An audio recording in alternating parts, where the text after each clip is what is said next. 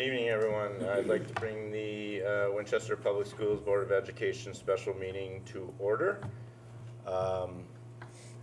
Let's do the Pledge of Allegiance. I pledge allegiance to the flag of the United States of America and to the republic for which it stands, one nation, under God, indivisible, with liberty and justice for all. Okay. Roll call. Joseph Santoro. Chrissy Rylander. Frank Olivari. Shane Centrella. Kurt Warner. Julie Libby. Nora Mukarski. Eleanor Bishop. Jonathan Morrow. Okay, Carol should be on her way. All right, perfect. Let's move on to item 2, information items, presentation of superintendent's budget for the 2027 school year. I just want to give you guys an idea of what tonight is about. This is just a presentation of the school budget. We will be diving into this budget once we get our budget books in the next few weeks. So tonight is just the presentation, and then hopefully we can gather some questions and stuff, and that will be on tap for Thursday's meeting. Okay? Okay, I'm going to present from there. You should be able to see the slides from everywhere. And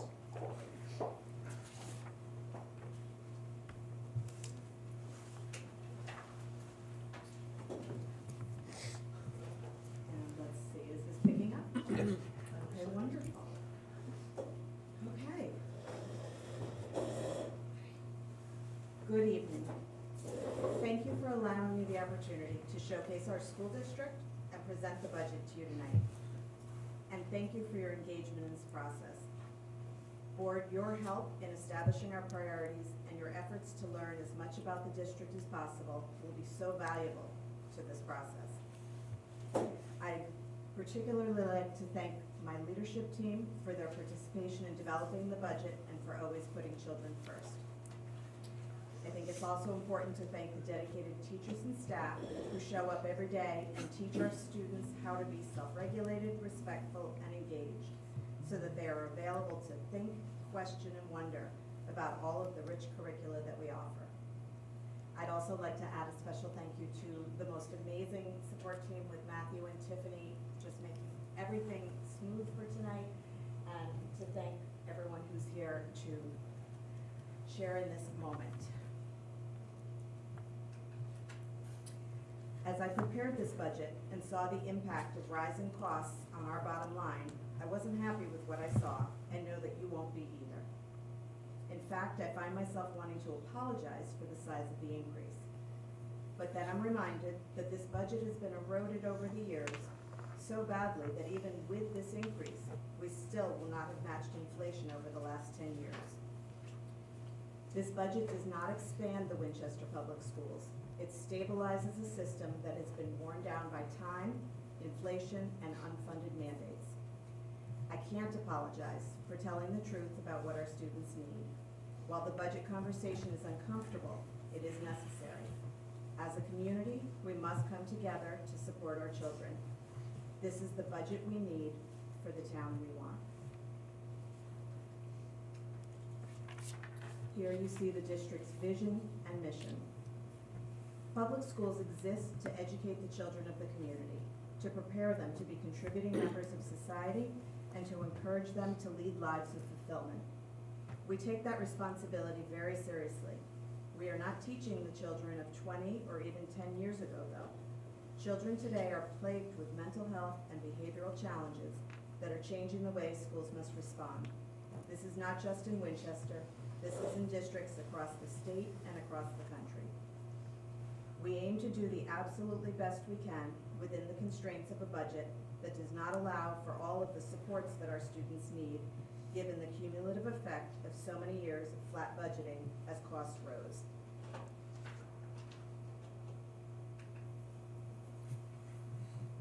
Knowing our strengths and our challenges, we have established goals that are guiding our work.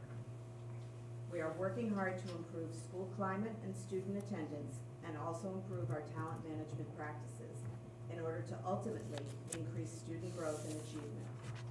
We are committed to doing all that we can to develop and promote a budget that meets the district's needs while being respectful of the community's ability to pay. We are proud of what we are accomplishing in our schools in spite of the financial constraints. In order to improve school climate, we have developed clear, consistent behavioral expectations and initiated morning meeting in all of our classrooms. We create opportunities for families to participate in school events alongside their children, such as last night's literacy night, our STEAM night, and our end-of-the-year barbecue. This year, we are providing building and grade level newsletters showcasing student learning, school events, and student successes. In order to improve student attendance, we are making phone calls and home visits and holding meetings in order to identify and remove barriers to student attendance. We are also creating exciting learning opportunities designed to enhance student engagement and therefore attendance. In order to better develop and support our staff, we have expanded our search methods and improved our hiring practices. We have increased the alignment and quality of our professional learning opportunities. We have updated all of our evaluation protocols to allow for self-reflection and meaningful feedback. We are using a team approach led by our BCBA, Board Certified Behavioral Analyst, to better understand and address student behaviors that are interfering with learning. In order to improve student growth and achievement, we have developed a shared understanding of what high-quality instruction means to us and are using that to guide all of our work. We have implemented instructional rounds that are focused on continuous improvement and aligned with our district goals and our vision for high-quality instruction. Our instructional coaches support our teachers in their weekly collaborative planning meetings, in data analysis, in problem solving, and in their classrooms as we work towards our common goal of increased student achievement. The budget is what provides the resources and supports for students and staff that are needed in order to achieve our goals for students. The budget process starts early in the fall and is grounded in our goals. We start by reviewing every line of our current budget and identify ways that we can reduce or eliminate spending. We make certain that we are adhering to all of the legislative requirements and state mandates, contractual obligations, and class size limits. We must provide special education services and 504 services for students regardless of our budget. We apply every grant dollar to reduce the appropriated budget request and continue to look for additional funding sources.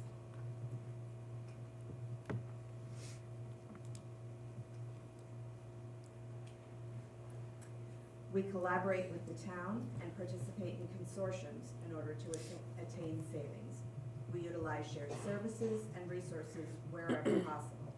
We consolidate positions, reuse materials, and go without so many resources that other school districts take for granted. These slides, by the way, will be in your budget book and on our website. I realize I'm highlighting from it and not reading every word to you. To mitigate the increase to our budget, I negotiated with our vendors to eke out any savings that can be had and made reductions everywhere that we could. We have renegotiated our new bus contract to reduce the increase for the coming year.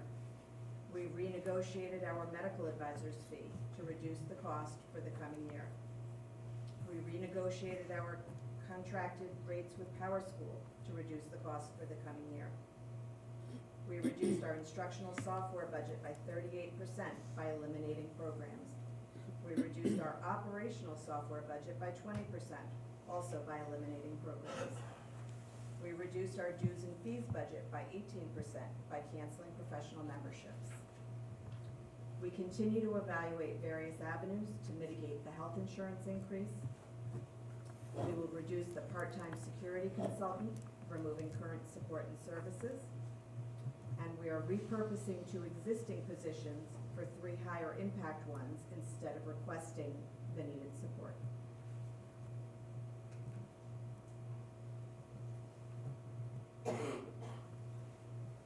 When faced with a large budget increase due to rising costs, a responsible superintendent looks for ways to offset it.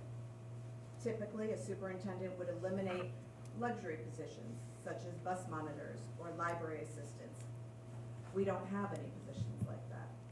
A superintendent would look to discontinue voluntary services such as transportation to out-of-town magnet schools. We don't do anything that we're not required to do. Much like the giving tree in the Shel Silverstein story, we've given up our leaves, our branches, and our trunk, and all that is left is a stump with nothing left to give. In each of the last 2 budgets, in order to mitigate the size of the budget increase, we gave up much-needed positions that support students.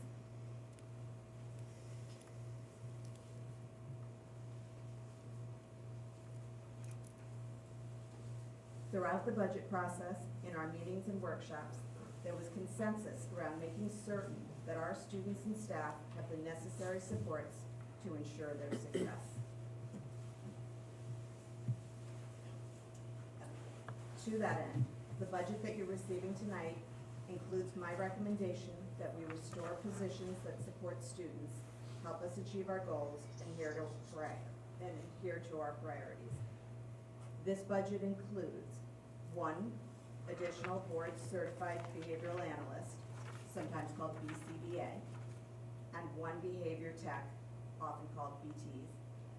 Currently, we have 1 BCBA and 3 BTs. The behavioral analyst provides required special education services to students and support for our behavior techs and teachers. The behavior tech provides required special education services to students. This position reduces the likelihood of expensive out-of-district placements. Both of these positions, I should say. This budget also includes an additional special education teacher and 2 paraeducators.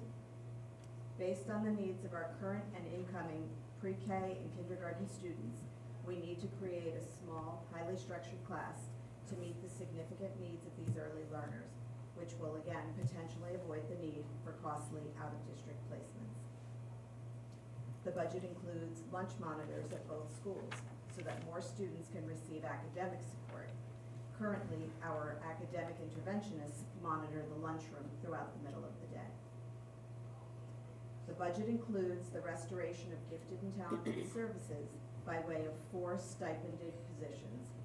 All students deserve to receive challenging instruction and have their individual needs met. Finally, this budget includes a .4 custodian in order to better maintain our schools.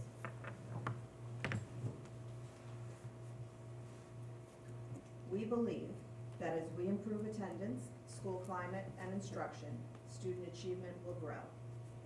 To do that, we must address student behavior both proactively and reactively, provide positive programming to enhance school climate, support dysregulated students, maintain manageable class sizes that are within our guidelines, and provide academic support to students who are not achieving on level.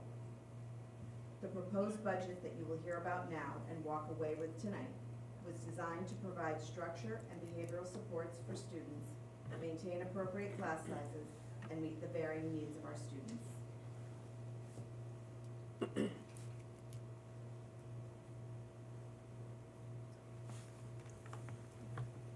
This is not a growth budget. It is a stabilization budget that responds to costs we cannot avoid and to students' needs that we cannot ignore.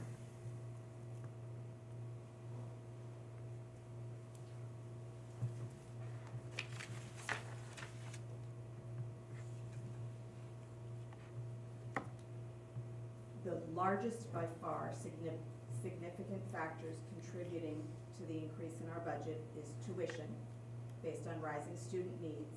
That includes special education program tuition, choice tuition for students at regional as well as magnet schools and the Gilbert School. The next major factor in the increase is benefits. Increasing premiums and mandated coverage have skyrocketed for people everywhere, not just us. And finally, transportation. Bus contract costs to safely transport students, both regular education and also special education, taking students all over the state to their programs. These three cost centers represent 84% of the entire increase.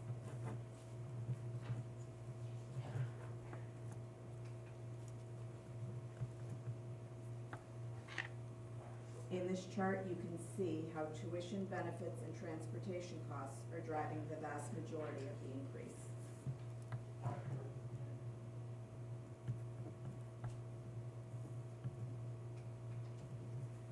This slide not only demonstrates that the increase is supporting students across settings. You have Tinsdale Pearson, the Gilbert School, out of district. It also illustrates that the increases are universal and impacting all educational settings.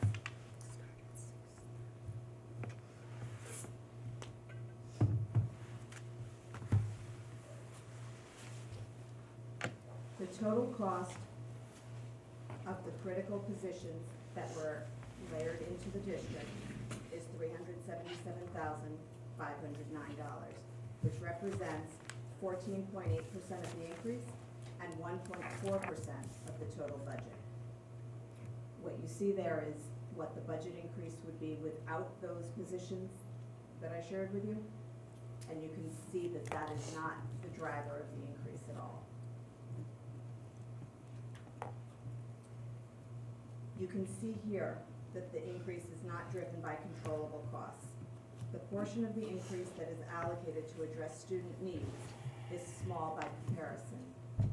What you're looking at, the bottom bar is the current year's budget, the top bar is the current year's budget, and then the pieces to the right are the composition of the increase. So the orange is the tuition, benefits, and transportation, which is largely uncontrollable. The small gray stripe is the positions that are so critical to meeting student needs, and the tiny sliver on the end is everything else. Increases in all the little things that we do.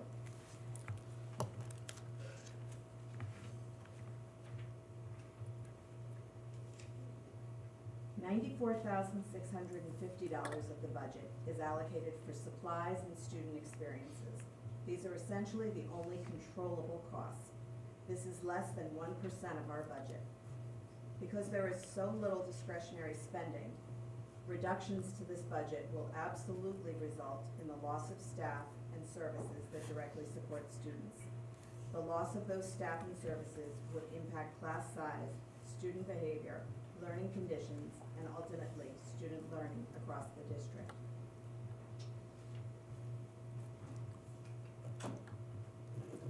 Board members will leave here tonight with a full budget book with thorough analysis and line item detail. The contents of the board members' budget books will be available on the district website shortly after tonight's meeting, along with the slides from this presentation. Board members, your homework is to read the first 3 sections of your budget book in order to prepare for our workshop on Thursday. Please feel free to mark it up as you read. If you have questions, either from tonight's presentation or as you review your budget book or just that come to you, and you'd like to discuss them at our upcoming meetings, I would encourage you to send them to me by email in advance. That way I can be sure we have the information prepared to give you a thorough answer to your question.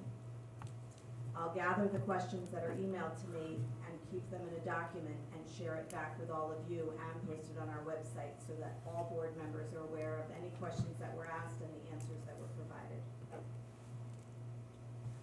All of the scheduled budget workshops will be held here in the Hicks Room and streamed on YouTube. Here is something to bring our thoughts back to our mission and our reason for being.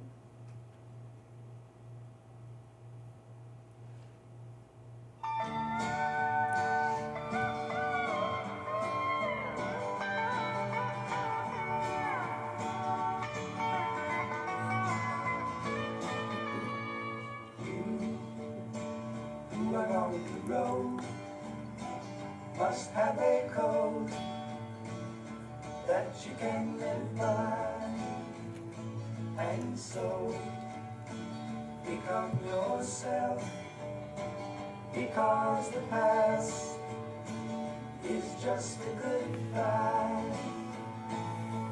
Teach your children well, their father's hell did slowly go by, and feed them on your dreams, the one they fix, the one you know by.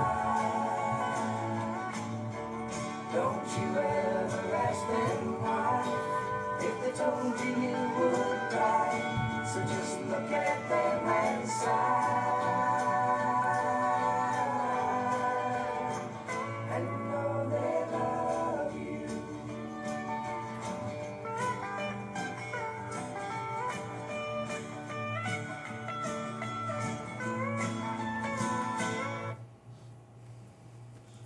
The children you just saw are why this budget exists. They are the future of our community. This budget is not about growth. It is about responsibility to our students today and to our community's future. It restores safety, stability, and opportunity for every student in Winchester. These are the schools we need for the town we want. Thank you.